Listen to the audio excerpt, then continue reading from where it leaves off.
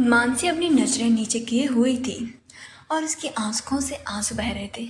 राहुल धीरे से मानसी के कंधे पर हाथ रखकर उससे माफ़ी मांगते हुए बोला, आई एम सॉरी मानसी, मुझे नहीं पता था ये सब कैसे हो गया। I am really very sorry. तुम प्लीज़ अब ये सब भूल जाओ। राहुल की बात सुनकर मानसी अपनी नज़रें उठाकर उसकी तरफ देखती है तो राहुल ने अपनी नज़रें नीचे कर ली। मानसी ने कुछ नहीं कहा और वैसे ही बैठी रही। राहुल को खुद पर बहुत ही ज़्यादा गुस्सा आ रहा था। आखिर वह ऐसे कैसे कर सकता था। राहुल एक बार फिर से मानसी से माफ़ी मांगते हुए बोला, देखो मानसी, मैं जानता हूँ मैंने जो भी किया गलत किया।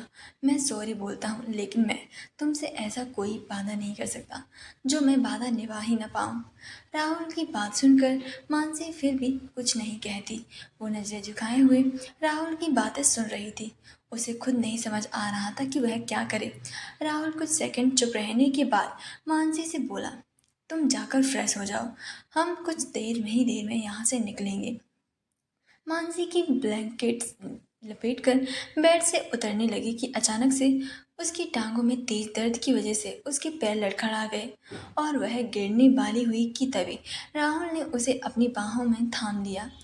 राहुल मानसी को सीधा खड़ा करते हुए बोला, मैं तुम्हें वॉशरूम तक छोड़ देता हूँ। आखिर काफ़ी देर चुप रहने के बाद मानसी ने अपनी चुप्पी तोड़ी और हल्के गुस्से में राहुल से बोली, नहीं, इसकी कोई भी ज़रूरत नहीं, मैं खुद चली जाऊँगी। बोलकर मानसी अपने लड़खड़ाते कदमों से वॉशरूम की तरफ जाने लगी। राहुल मानसी को जाते देख रहा था। तभी उसकी नज़र बेडशीट पर लगे रेड स्टेन पर गई। यह देखकर राहुल को खुद पर और भी ज़्यादा गुस्सा आने लगा। उसने गुस्से में कसकर अपने पैर को बेड के कोने पर मार दिया। Flashback and.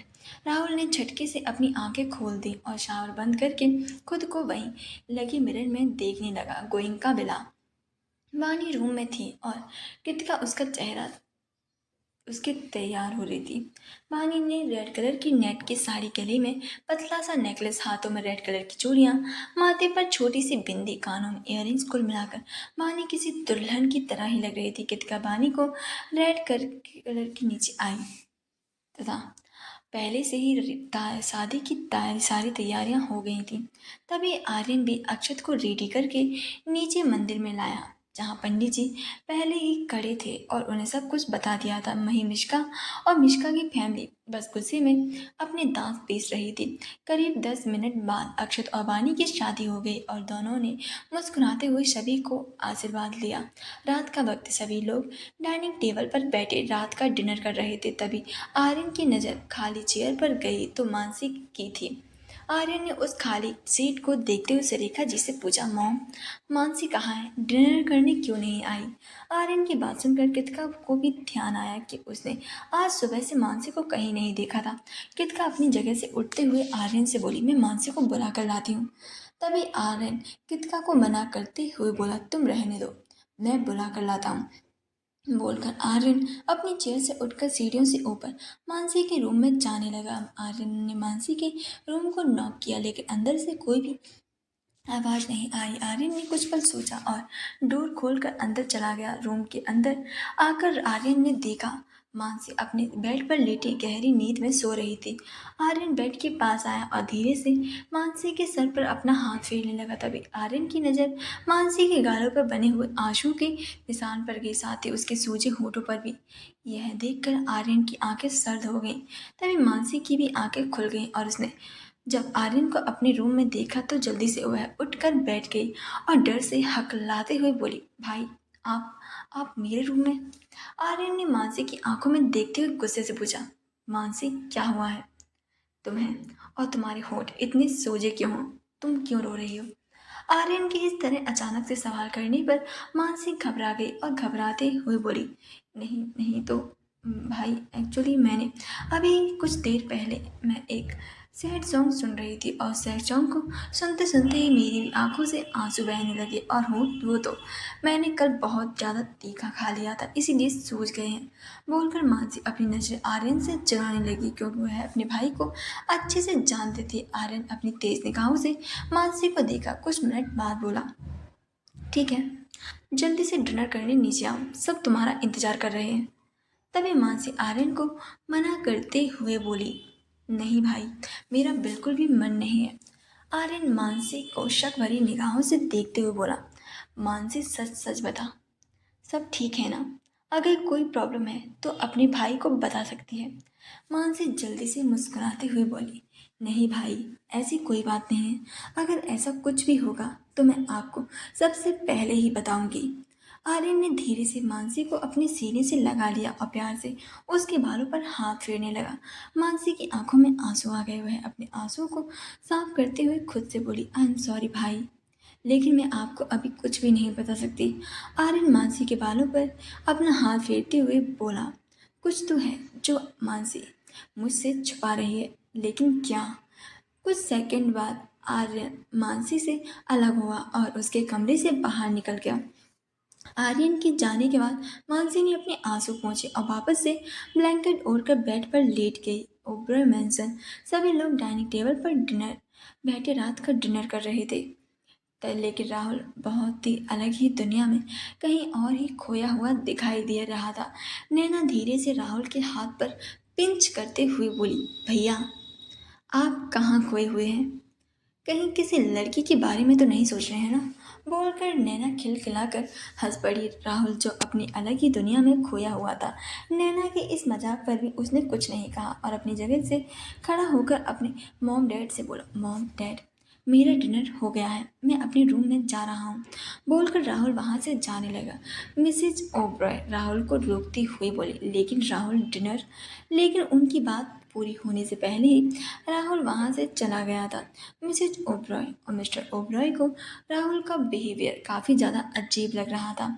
मिसेज ओब्रॉय परेशान होते हुए मिस्टर ओब्रॉय से बोली, पहले तो राहुल ऐसा नहीं था, फिर अचानक से उसे क्या हुआ है? ज़रूर कुछ हुआ है जो यह हमसे छुपा रहा है।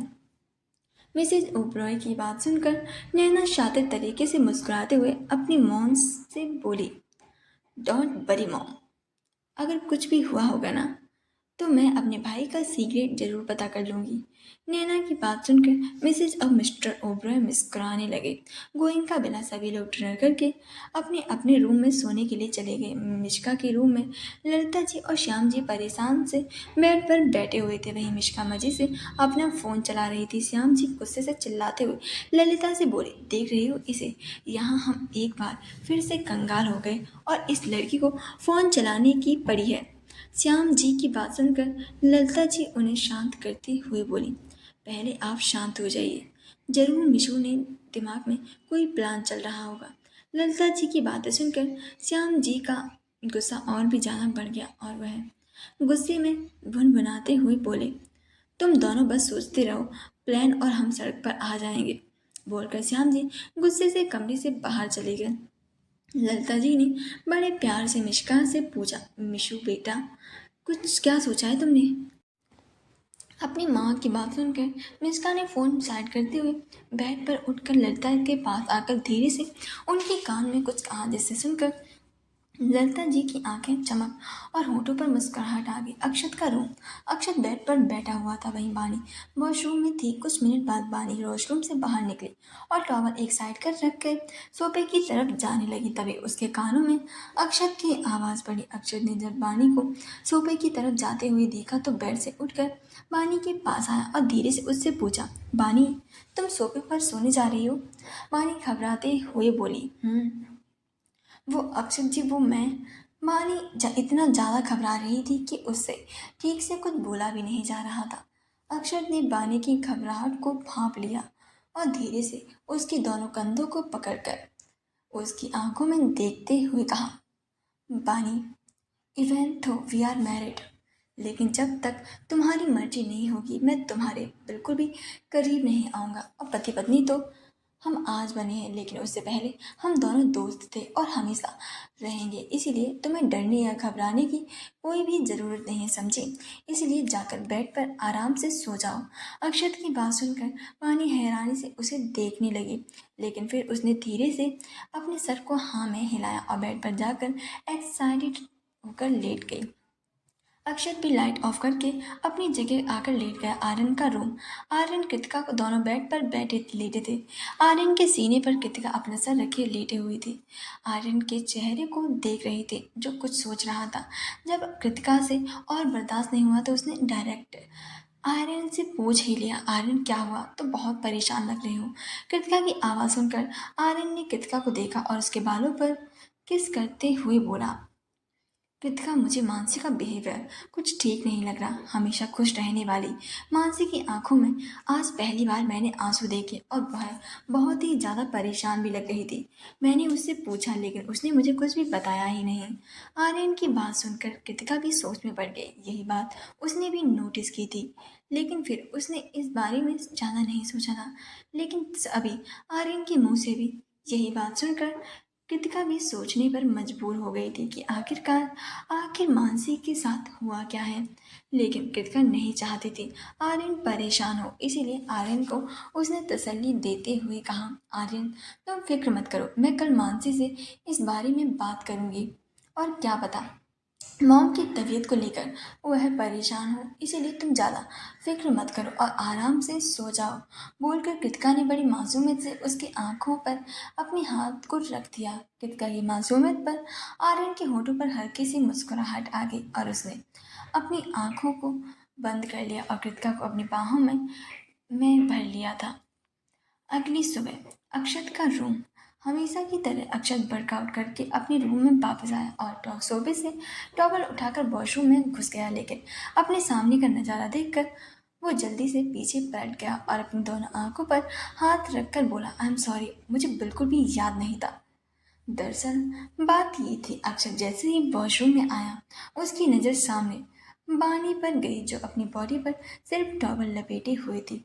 अक्षत को अचानक से अपने सामने देखकर बानी घबरा गई और उसके मुंह से चीख निकल गई थी। अक्षत की बात सुनकर बानी थोड़ा नॉर्मल हो गई और अक्षत बिना रुके बानी के वॉशरूम से बाहर निकल गया। कुछ मिनट बाद बानी रूम में आई तो रूम में अक्षर नहीं था। बानी सीधे क्लोज चेंजिंग रूम में चली गई। कुछ मिनट बाद रेडी होकर जैसे ही रूम में बाहर वापस आई तभी उसकी टक्कर अक्षत से लग गई और वो जैसे ही गिरने लगे अक्षत ने उसे अपनी दोनों मजबूत बाहों में थाम लिया। डर से बानी ने अपनी दोनों आंखों को बंद कर लिया था। वहीं अक्षत तो बानी के खूबसूरत भोले से चेहरे में खो गया था। गोरा मासूम चेहरा, बड़ी बड़ी आंखें जो डर से बंद थी।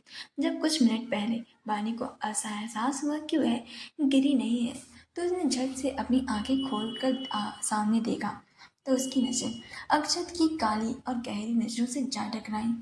उसकी नज़रों को देखते ही उसके दिल की धड़कनें अचानक से बुलेट ट्रेन से भी काफ़ी ज़्यादा तेज दौड़ने लगी थी। कुछ मिनट तक दोनों ऐसे ही एक दूसरे की आंखों में देखते रहे कि तभी अक्षर अपने सेंस में वापस आया। बानी को सीधा खड़ा करके उससे पूछा, तुम्हें कहीं लगी तो नहीं है ना? अक्षत की बात सुनकर बानी हल्के से मुस्कुराई और अक्षत से बोली, नहीं अक्षत जी, मैं बिल्कुल ठीक हूँ। बोलकर बानी जल्दी से वहाँ से चली गई और अक्षत भी वॉशरूम में शावर लेने चला गया। कुछ घंटे बाद सभी लोग डाइनिंग टेबल पर बैठे हुए थे कि तभी अक्षत भी आकर अपनी जगह पर बैठ गया और मानसी को वहां देखकर थोड़ी हैरानी से उससे पूछा, जुहिया तेरी तबीयत ठीक है ना? अक्षत के चिढ़ाने पर हमेशा उसे जवाब देने वाली मानसी आज उसके चिढ़ाने से धीरे से बोली, जी भाई मैं बिल्कुल ठीक हूँ। मानसी के मुंह से अपने लिए भाई सुनकर अक्षत हंसते हुए आर्यन से बोला, भाई मुझे लगता है जुहिया की तबीयत खराब हो गई है। अक्षत की बात सुनकर भी मानसी ने कुछ नहीं बोल दी। यह बात अक्षत और आर्यन और कृतिका तीनों को ही बड़ी अजीब लग रही थी। आर्यन मानसी के पास बारी चेयर पर आकर बैठ गया और उससे पूछा, मनु क्या हुआ है? अगर तू परेशान है तो अपने भाई को बता। आर्यन की बात सुनकर मानसी फीका सा मुस्कुराते उससे बोली, नो भाई, ऐसी कोई बात नहीं है और अगर ऐसी कोई बात होती भी तो मैं सबसे पहले आपको ही बताती। और मैंने आपको बोला था ना कि मैंने कल वह सैड सॉन्ग सुना लिया था तो उसी की वजह से थोड़ी सी शेयर हूँ और कोई बात नहीं है। मानसी की बात सुनकर आर्यन को उसकी एक भी बात पर भरोसा नहीं हुआ था लेकिन फिलहाल उसने इस बात को वहीं पर छोड़ दिया। लेकिन कृतिका के मन में यह बात खटक गई कि तभी पानी कुक्स के साथ ब्रेकफास्ट लेकर माया डाइनिंग टेबल पर आई और सभी को अपने हाथों से सर्व करने लगी। सुरेखा जी मुस्कुराते हुए बानी से बोली, बेटा तुम तो हमारे पास बैठकर ब्रेकफास्ट कर लो। बानी ने हल्का मुस्कुराते हुए उन्हें मना कर दिया और धीरे से बोली, नहीं मॉम, पहले आप लोग खा लीजिए, उसके बाद मैं खा लूँगी। बानी अभी बोल ही रही थी कि अक्षत अपनी सीट से उठकर उसके पास आ उसका हाथ पकड़कर उसे अपनी सीट पर बगल वाली सीट पर बिठाते हुए बोली, बानी तुम भी हमारे साथ ब्रेकफास्ट करोगे। अक्षत की बात सुनकर सभी लोग मुस्कुरा दे रहे। मिश्का और उसकी फैमिली यह सब देखकर जल भुन कर राख हो गई थी। सभी लोगों ने ब्रेकफास्ट जाकर देखा तो सभी के ब्रेकफास्ट बहुत ज़्यादा पसंद आया। सभी ने वानी को बहुत सारे गिफ्ट दिए जिन्हें लेकर वानी बहुत ही ज़्यादा खुश हो गई थी। कुछ देर बाद सभी लोगों का ब्रेकफास्ट खत्म हुआ और सभी लोग अपना काम करने चले गए। ब्रेकफास्ट करने के बाद जैसे मिश्का ने अपनी मॉम से कहा था ठीक वैसा ही उसकी मॉम ने किया और सुरेखा जी से ये बहाना बना दिया कि उनकी माँ उनकी तबीयत ठीक नहीं है, जिस वजह से उन्हें और उनके पति को अभी के अभी उनके घर के लिए निकलना होगा। तो क्या वो कुछ महीने के लिए मिश्का को गोइंका विला में रख सकती हैं? सुरेखा जी वैसे ही स्वभाव से बहुत भोली थी और वह तुरंत इस बात के लिए राजी हो गई, क्योंकि उनके लिए तो जैसे अपने बच्चे थे वैसे ही मिश्का। वह दोनों अपनी पैकिंग करके गोइंका विला से निकल गए। कितका अपनी स्टडी रूम कर रही थी, वहीं आरन रेडी होकर अपने ऑफिस चला गया था। कितका ने कुछ महीने के लिए कॉलेज की छुट्टी ले रखी थी, क्योंकि उसके प्रेगनेंसी टाइम जो चल रहा। तभी कृतिका को मानसी का ख्याल आया और वह उसके रूम में गई और उससे पूछा तो मानसी अब रोक नहीं पाई और उसने कहा, उस दिन इसलिए हम तुम्हें ढूंढने गए थे, इसलिए राहुल ने डिसाइड किया हम दोनों आज की रात एक होटल में रुकेंगे। लेकिन जैसे ही हम दोनों होटल में गए वहाँ पर हमें पता चला कि उस होटल के सभी रूम बुक थे, इसीलिए राहुल ने फैसला किया कि हम दोनों वहाँ चले जाएंगे। लेकिन होटल वालों ने हमें बताया कि उस होटल के अलावा वहाँ पर कोई भी होटल नहीं है। मानसी ने धीरे धीरे कृतिका को सारी बात बता दी और अपने दोनों हाथ जोड़कर कृतिका से रिक्वेस्ट करते हुए बोली, प्लीज़ कृति, तूने मुझे प्रॉमिस किया है, प्लीज़ अपना प्रॉमिस मत तोड़ना। पूरी बात सुनने के बाद कृतिका का चेहरा गुस्सा और हैरानी से जुले हुए मिले जुले भाव एक्सप्रेशन थे। कृतिका गुस्से में मानसी के दोनों कंधों को पकड़कर उस पर चिल्लाते हुए बोली, तेरा दिमाग खराब हो गया मानसी, और राहुल उसकी हिम्मत भी कैसे हुई तेरा साथ ऐसा कुछ करने की? मैं उसे छोड़ूंगी नहीं। और रही बात आर्यन की, तो मैं उसे कुछ भी नहीं छुपा सकती, मुझे उसे बताना ही होगा और उसका पूरा हक है ये सब जानने का। उसकी बात सुनकर मानसी रोते हुए कृतिका का हाथ पकड़कर बोली, कृति प्लीज़ देख, तूने मुझसे प्रॉमिस किया है। कृतिका अपना हाथ छुड़ाकर मानसी की आंखों में देखते हुए बोली, प्रॉमिस मैंने आर्यन से भी किया है, कोई बात ना छुपाने का। तुम सोचो, जब उसे और उसकी फैमिली को पता चलेगा तो पता नहीं क्या होगा, इसीलिए प्लीज़ तू मुझे मत रोक, मुझे आर्यन को बताने दे। बोलकर कृतिका मानसी के रूम में से जाने लगी। तभी मानसी रोते हुए से बोली, कृति प्लीज़, तुझे मेरी कसम है, तू भाई को नहीं बताएगी और ना ही फैमिली को। मानसी की कसम सुनकर कृतिका के बढ़ते कदम अपनी जगह पर ही रुक गए। बेबसी से कृतिका के दोनों हाथों की मुट्ठियां बंद हो गई। कृतिका को रुका देखकर मानसी जल्दी से उसके पास आई और रोते हुए उसका हाथ पकड़कर बोली, प्लीज कृति मान जा। कृतिका मानसी को अपने गले लगा लिया और उसकी पीठ को सहलाते हुए बोली, मानसी प्लीज चुप हो जा, तेरी कोई गलती नहीं है और जिसकी गलती है उसे मैं इतनी आसानी से माफ नहीं करूंगी। कहते हुए कृतिका के चेहरे पर गुस्सा साफ साफ दिखाई देने लगा था। मानसी उसकी बातों का मतलब समझ गई और जल्दी से उससे अलग होते हुए बोली, नहीं कृति, तो राहुल से इस बारे में कोई बात नहीं करेगी। कृतिका गुस्से में चिल्लाते हुए मानसी से बोली, ये तू क्या बोल रही है? माना कि राहुल हमारा दोस्त है, लेकिन किसी लड़के या हमारे दोस्त को भी हक नहीं है हमारे साथ कुछ भी गलत करने का। और राहुल को किसने हक दिया तेरे साथ कुछ भी करने का? इसका जवाब तो उसे मुझे देना ही पड़ेगा। मानसी कृतिका के गुस्से कुछ अच्छे से जानती थी, क्योंकि कृतिका ऐसी लड़की नहीं थी जो गलत होने पर सहे या चुप रहे। वो हमेशा से काफ़ी ज़्यादा निडर और साहसी थी, जो गलत करने वालों को उनके अंजाम तक पहुंचा कर ही रहती थी, फिर चाहे कुछ भी हो जाए। इसी वजह से मानसी कृतिका का हाथ पकड़कर उसे रोकते हुए बोली, प्लीज कृति, जो हुआ उसे भूल जा, अब मैं भी तो सब कुछ भूल गई हूँ ना, फिर क्यों बात का बता बढ़ाना है? मानसी की बात सुनकर कृतिका हैरानी से उसके चेहरे को देखते हुए बोली, मानसी, मुझे यकीन नहीं हो रहा है कि तू ये सब बोल रही है। भले ही तूने राहुल को माफ़ कर दिया हो, लेकिन मैं कभी भी माफ़ नहीं करूँगी और उसे मेरे सवाल का जवाब देना ही होगा। बोलकर कृतिका गुस्से में मानसी के रूम से बाहर निकल गई। मानसी खड़ी उसे जाती देखती रह गई। वहीं मानसी के कमरे में बाहर खड़ी मिस्का थी। उसने जैसे ही कृतिका को रूम से बाहर निकलते हुए देखा, वो तुरंत टेबल के किनारे छुप गई। और जब कृतिका वहां से चली गई तो कृतिका टेबल पर आई और मुस्कुराते बोली, ओह तो ये बात है।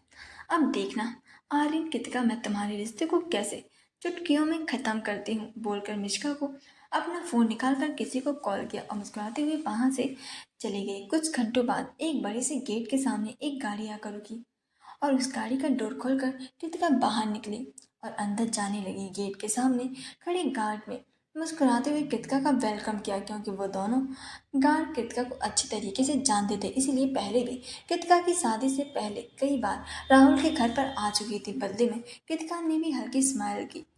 गार्ड ने तुरंत उसके लिए दरवाजा खोल दिया और कृतिका अंदर चली गई। कृतिका हॉल में आई तो देखा राहुल के मॉम डैड और नैना हॉल में लगी टीवी पर देख रहे थे। नैना की नज़र जब कृतिका पर गई तो उसके होंठों पर बड़ी सी स्माइल आ गई थी और वो खुशी से चहकते हुए बोली, कृतिका दी, आप यहाँ पर।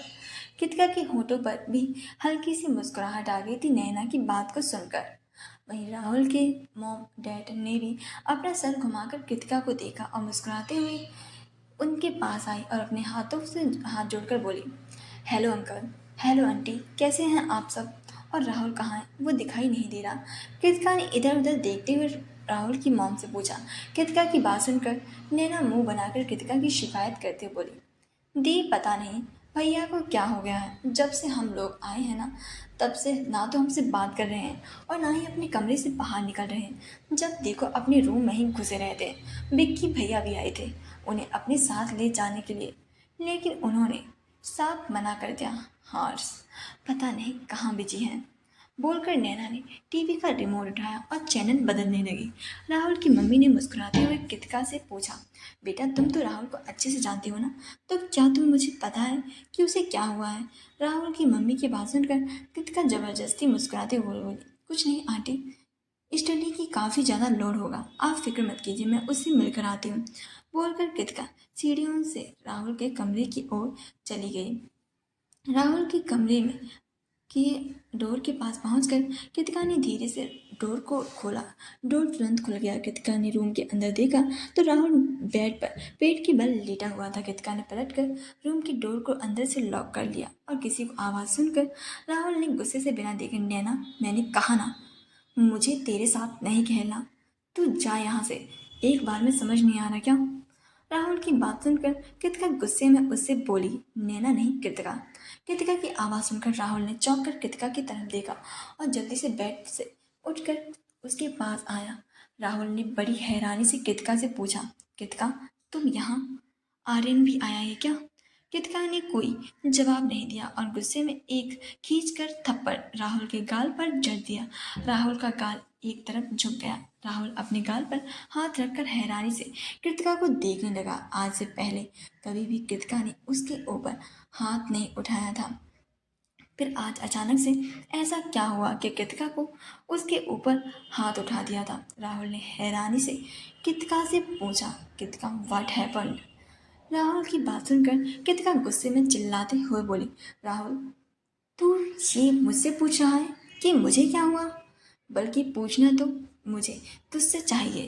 कृतिका की बातें सुनकर राहुल कुछ भी समझ नहीं आ रही थी। उसने कन्फ्यूजन से कृतिका के कंधों को पकड़ते हुए अपनी आंखों को छोटी करते हुए पूछा, कुछ बताएगी मुझे कि तुझे क्या हुआ है। कृतिका ने गुस्से से राहुल के हाथ को झटक दिया और अपने दांत पीसते हुए बोली, राहुल मुझे छूने की कोशिश भी मत करना, क्योंकि तेरे छूने से मुझे घिन आने लगी है। मैंने कभी भी नहीं सोचा था मेरे दोस्त किसी लड़की के साथ ऐसा भी कर सकता है। कहते हुए कृतिका की आंखों से आंसू निकलने लगे। उसने गुस्से से राहुल के कॉलर को पकड़ लिया और चिल्लाते हुए बोली, राहुल आखिर तुझे क्या मिल गया मानसी के साथ वह सब करके। बता, कौन सा सुकून मिल गया तुझे मानसी की खुशियों को छीन कर। हमेशा मुस्कुराने वाली लड़की आज चुप चुप रहने लगी है। किसकी वजह से, सिर्फ तुम्हारी वजह से। राहुल जवाब दो मुझे, आखिर तुम्हें क्या मिल गया उसकी ज़िंदगी ऐसे बर्बाद करके। कृतिका के मुंह से पूरी सच्चाई सुनकर राहुल के चेहरे का तो जैसे रंग ही उड़ गया था। वो हकलाते हुए कृतिका से बोला, कृतिका मेरी बात सुनो। मैं मानता हूँ मैंने गलत किया, लेकिन आई स्वेयर मैंने जानबूझकर नहीं किया। नहीं पता मुझसे वो सब कैसे हो गया। तू तो मुझे जानती है ना। मैं ऐसा करना तो दूर सोच भी नहीं सकता। फिर पता नहीं मुझसे ऐसा कैसे हो गया। राहुल की बात सुनकर कृतिका गुस्से में उसे ताना मारते हुए बोली, यकीन तो मुझे भी नहीं हो रहा राहुल कि तू ऐसा कुछ कर सकता है, वो भी मानसी के साथ। लेकिन मेरी एक बात याद रखना, अगर तेरी वजह से मानसी को कोई भी प्रॉब्लम हुई तो मैं तुझे छोड़ूंगी नहीं। अगर तेरी जगह कोई और होता तो मैं अभी के अभी उसे अरेस्ट करवा देती, लेकिन तुझे नहीं करवा सकते। इसीलिए नहीं कि तू मेरा दोस्त है, बल्कि मानसी ने मुझे अपनी कसम दी है कि मैं तुझे कुछ ना करूं। आखिर बहुत प्यार करती है ना तुझसे। कृतिका की बात सुनकर राहुल एकदम से चौंक पड़ा। उसने कृतिका से पूछा, क्या कहा तूने? मानसी मुझसे प्यार करती है? और कब से?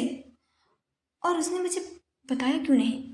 राहुल की बात सुनकर कृतिका उससे बोली, अभी से नहीं बल्कि कॉलेज के टाइम से ही, जब से तुमने नताशा से ब्रेकअप किया था तब से वह तुझे लाइक करने लगी थी। और ये बात उसने मुझे भी नहीं बताई थी। वह तो गलती से एक दिन मैंने उसकी डायरी को पढ़ ली थी और तब मुझे पता चला कि वो तुझसे पागलों की तरह प्यार करती है। उसकी डायरी के हर एक पन्ने पर सिर्फ और सिर्फ तेरा ही नाम है। राहुल बहुत प्यार करती है तुझसे, इसीलिए तेरे इतना सब कुछ करने के बावजूद भी उसने तुझे माफ़ कर दिया। लेकिन तूने उसके साथ क्या किया राहुल? उससे उसकी खुशियाँ ही छीन ली। वो डरती थी कि कहीं वो अपने प्यार के चक्कर में तुम्हारी दोस्ती न खो दे, इसलिए उसने ये बात अपने दिल में ही रखी। कृतिका के मुंह से यह सब सुनकर मानसी उससे प्यार करती है, राहुल के दिल में एक अजीब सी खुशी हुई। लेकिन अगले ही पल राहुल कृतिका का हाथ पकड़कर उससे बोला, कृतिका ट्रस्ट मी, मुझे सच में नहीं पता। मानसी ने मुझसे जिद की थी, उसे पार्टी में जाना है।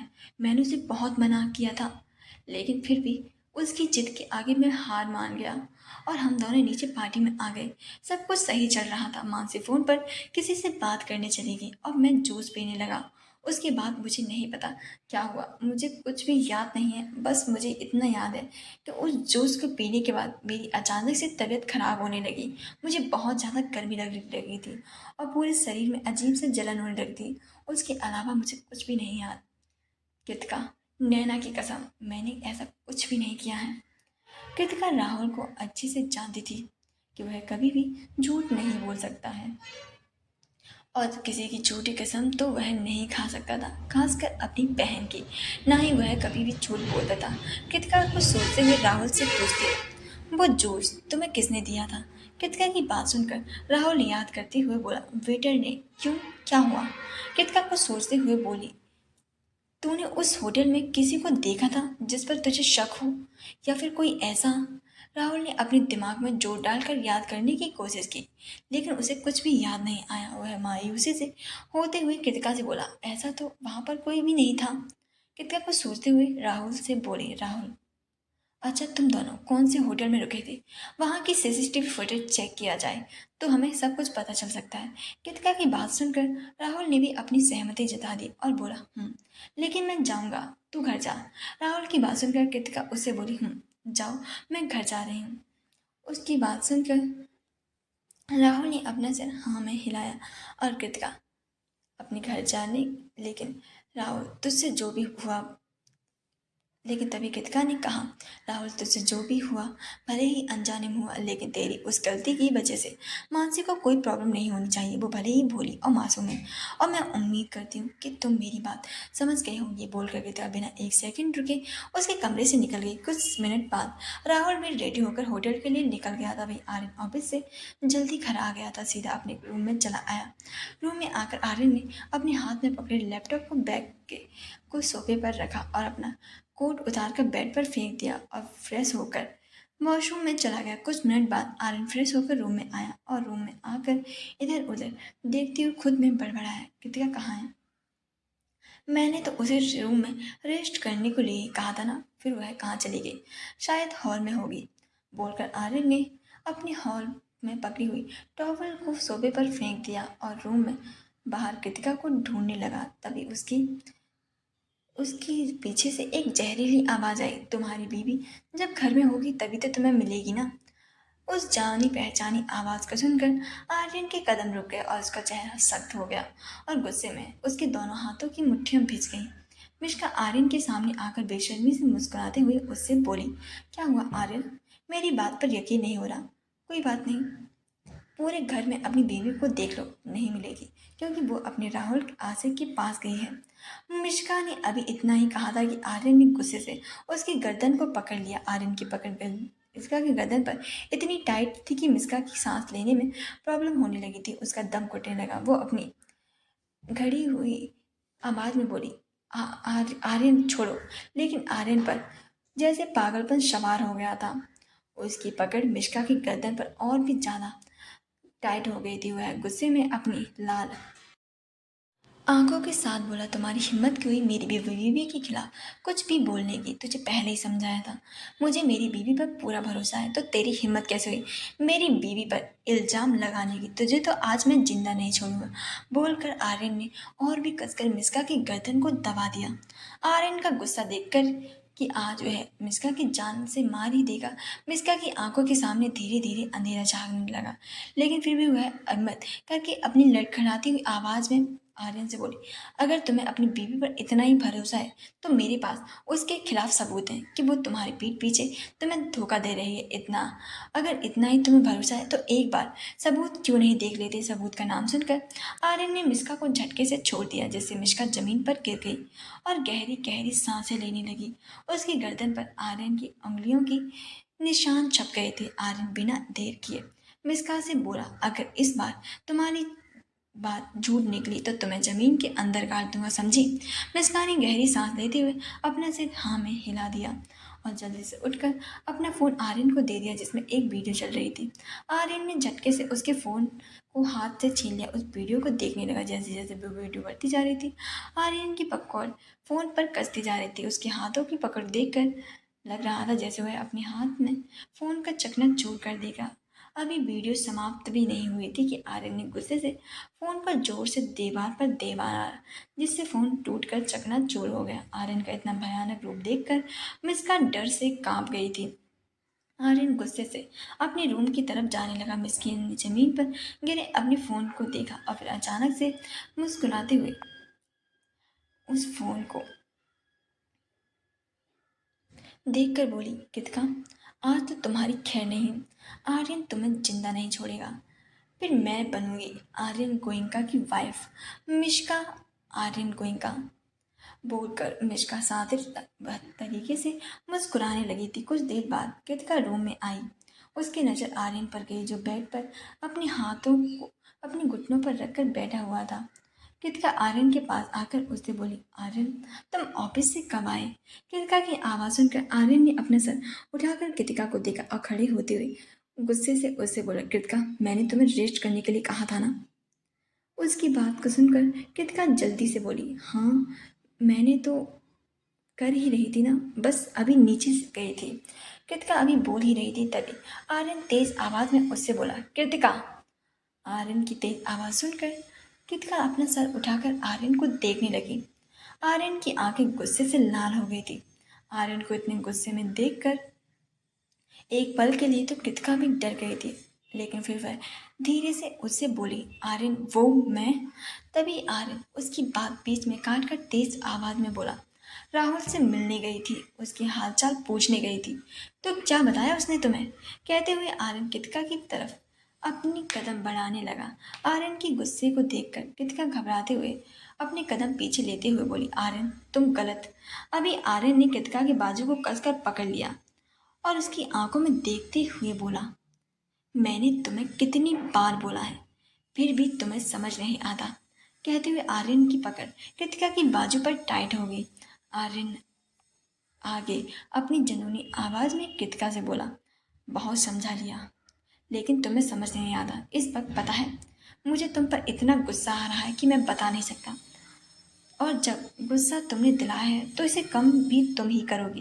बोलकर आर्यन ने कृतिका को अपनी गोद में उठाकर बेड पर लिटा दिया और खुद भी उसके बगल में आकर उसे टाइट पकड़कर लेट गया। आर्यन की पकड़ कितका पर इतनी मजबूत थी कि उसे सांस लेने में भी प्रॉब्लम हो रही थी, लेकिन फिर भी कितका ने उसे कुछ नहीं कहा क्योंकि वह आर्यन के गुस्से को अच्छे से जानती थी। आर्यन कितका के बालों से खेलते हुए बोला, कितका तुम्हें पता है ना मैं तुमसे कितना ज़्यादा प्यार करता हूँ, और उससे कहीं ज़्यादा तुम्हारे लिए पजेसिव हूँ। जानती हो ना, मुझे नहीं पसंद किसी लड़की का तुम्हारे करीब आना या फिर तुम्हारा किसी लड़की के करीब जाना। कहते हुए आर्यन की पकड़ कृतिका के बालों पर मजबूत हो गई। कृतिका आर्यन की आंखों में देखते हुए उससे बोली, जानती हो आर्यन कि तुम मुझे लेकर बहुत ही ज़्यादा पजेसिव हो। मैं बस काम से आर्यन के घर गई थी और कुछ भी नहीं। आर्यन, मैंने तुमसे पहले भी कहा था कि तुम्हें गुस्से में कुछ भी सुनाई नहीं देता, इसलिए अभी तुम मेरी बात नहीं समझ रहे हो, लेकिन बहुत जल्दी ही समझ जाओगे। आर्यन कृतिका को अपने ऊपर करके उसके होठों पर किस करते हुए बोला, मुझे कुछ नहीं समझ रहा है, लेकिन तुम्हें समझना पड़ेगा। अगर तुम मुझसे प्यार से नहीं मानी तो मुझे तुम्हारे लिए दूसरा रास्ता चुनना होगा, जो मैं फिलहाल अभी नहीं करना चाहता, लेकिन तुम मुझे मजबूर कर रही हो। कृतिका हैरानी से आर्यन को देखने लगी और बोली, आर्यन, आखिर आज तुम्हें अचानक से हुआ क्या है? पहले तो आज से पहले कभी तुमने ऐसा कुछ भी नहीं किया, फिर आज? तभी आर्यन कृतिका के होठों पर अपनी उंगली रखते हुए बोला, कृतिका, मुझे गुस्सा आ रहा है। बोलकर आर्यन ने धीरे से कृतिका को बेड पर लिटा दिया और उसके सर को अपने सीने में छुपाकर धीरे धीरे उसके बालों को सहलाने लगा। कृतिका को कुछ भी समझ नहीं आ रहा था, लेकिन फिर भी वो चुपचाप लेटी हुई थी। आर्यन कभी उसके बालों को सहला रहा था तो कभी उसकी अंगुलियों से खेल रहा था, लेकिन फिर भी उसका गुस्सा शांत नहीं हो रहा था, बल्कि गुस्सा शांत होने की जगह जैसे बढ़ता ही जा रहा था, जो कृतिका भी अच्छे से नोटिस कर रही थी। कुछ देर बाद कृतिका सो गई। आर्यन ने कृतिका के सोते हुए चेहरे को देखा और फिर नाइट स्टैंड से अपना फ़ोन निकाल कर किसी को कॉल करके धीरे से कुछ कहा, आखिर अपना फ़ोन काट कर वापस से नाइट स्टैंड पर रख दिया और कृतिका के सहलाते हुए बोला, गुस्से में मैं तुम्हें हर्ट नहीं कर सकता, लेकिन अपना गुस्सा किसी और पर तो निकाल ही सकता हूँ ना। झनी के लिए पिछला रात का वक्त। कृतिका ने अपनी आंखें खोली, तब तक रात हो चुकी थी। कृतिका जल्दी से उठकर बैठ गई और उसने अपनी नजरें इधर उधर घुमाकर आर्यन को देखने लगी और खुद से बोली, आर्यन कहाँ गया? कहीं गुस्से में राहुल के घर तो नहीं चला गया ना? नहीं नहीं नहीं, अगर ऐसा हुआ तो तूफान आ जाएगा। प्लीज़ आर्यन, गुस्से में कुछ गलत मत करना। बोलकर कृतिका जल्दी से बेड से उठकर बैठ गई और जल्दी से कमरे से बाहर निकलकर नीचे जाने लगी। उसी वक्त सुरेखा जी ने कृतिका को पीछे से रोकते हुए कहा, कृतिका बेटा, इतनी जल्दी से कहाँ जा रही हो? संभल कर चलो। कृतिका ने जल्दी से सुरेखा जी से पूछा, मॉम, आर्यन, आपने आर्यन को कहीं देखा? सुरेखा जी की मुस्कुराते हुए उसे बोली, हाँ, अभी तो कुछ देर पहले ही तो किसी काम से बाहर गया है। कृतिका कुछ सोचते हुए सुरेखा जी से बोली, मॉम, मैं अभी आती हूँ। बोलकर कृतिका जल्दी से बाहर निकल गई और पीछे से सुरेखा जी उसे रोकती रह गई थी। ओबराय मैंशन। राहुल की मॉम डैड किसी काम से 2 दिन के लिए बाहर गए थे। नैना और राहुल घर पर ही रुके हुए थे। राहुल ने सोचा था कि वो होटल के लिए निकल जाएगा और वहाँ की सीसीटीवी फुटेज चेक करेगा, लेकिन वो नैना को यहाँ पर अकेला नहीं छोड़ सकता था। इसीलिए उसने सोचा जब उसके मॉम डैड वापस आ जाएंगे तब वह वहाँ पे चला जाएगा। नैना अपने कमरे में टीवी देख रही थी, वहीं राहुल हॉल में बैठा अपने फ़ोन पर किसी से बात कर रहा था। तभी उसके घर पर दरवाज़ा अचानक से खुला और अचानक से आर्यन दरवाजे से अंदर आया। एक जोरदार आवाज़ के साथ दरवाज़ा टूट गया। राहुल ने कुछ टूटने की आवाज़ सुनकर अपना सर घुमाकर देखा तो दरवाजे पर ब्लैक कलर की यूनिफॉर्म पहने हुए तभी उसके पीछे से आर्यन एटीट्यूड में आया। राहुल सोफे से उठकर खड़ा हो गया। तभी आर्यन गुस्से में अपने कदम बढ़ाते हुए उसके पास आया और गुस्से से राहुल को घूरते हुए बोला, मैंने तुम्हें समझाया था लेकिन तुम नहीं माने, तो ठीक है, अब मैं तुम्हें आर्यन गोइंका के स्टाइल में समझाऊंगा। राहुल फिलहाल अभी लड़ने के मूड में नहीं था, इसीलिए आर्यन को समझाने की कोशिश करते हुए बोला, देखो आर्यन, मेरा दिमाग पहले से ही बहुत ही ज़्यादा खराब है, फिलहाल अभी तुम यहाँ से जाओ। बोलकर राहुल वहाँ से चला गया। तभी आर्यन ने उसके कंधे पर पकड़ लिया। राहुल ने चलते चलते कदम रुक गए और उसने पीछे पलट कर गुस्से में आर्यन को देखा। तभी आर्यन गुस्से से अपने दांत पीसते हुए बोला, जाऊंगा तो, लेकिन मैं नहीं, तुम, वो भी हमेशा हमेशा के लिए मुंबई से दूर और मेरी बीबी से दूर। बहुत देख लिया मैंने तमाशा, लेकिन अब नहीं, बोलकर आर्यन ने राहुल के कॉलर को पकड़ लिया और उसके कॉलर को पकड़ लिया। उसकी आंखों में आंखें डालकर देखते हुए बोला, बहुत बर्दाश्त कर लिया मैंने अपनी बीवी की दोस्ती को, लेकिन अब नहीं, बोलकर राहुल ने गुस्से से राहुल को सोफे पर धक्का दे दिया। राहुल जो पहले बहुत शांति से बात कर रहा था, आर्यन की बात सुनकर उसे भी गुस्सा आ गया और वह गुस्से से चिल्लाते हुए बोला, क्या समझते हो तुम खुद को कि तुमने बोला और मैं चला जाऊंगा? कभी नहीं। राहुल की बात सुनकर आर्यन सस्पेंस तरीके से मुस्कुराते हुए बोला, जाना तो तुम्हें पड़ेगा, या फिर मुंबई से बाहर, या फिर, बोलकर आर्यन ने अपनी कमर में घुसी हुई बंदूक को बाहर निकाल लिया और उसके माथे पर तानते हुए बोला, अब बोल। लेकिन राहुल के चेहरे पर भी बिल्कुल भी शिकन नहीं आई थी। वो उसी लहजे में बोला, तुम्हें लगता है तुम्हारी धमकियों से मैं डर जाऊंगा और तुम्हारी बात को मान लूंगा, लेकिन तुम गलत हो। मैं तुम्हारी किसी भी धमकी से नहीं डरने वाला। राहुल की बात सुनकर आर्यन के फेस पर हल्की सी स्माइल आ गई। आप, और अपनी बंदूक वापस से अपनी कमर पर लगाते हुए बोला, नहीं, बोलकर आर्यन ने गुस्से में राहुल के कॉलर को पकड़ लिया और एक जोरदार पंच राहुल के पेट पर दे मारा। आगे स्टोरी के लिए स्टोरी को लाइक, कमेंट, सब्सक्राइब जरूर करें। Thank you so much.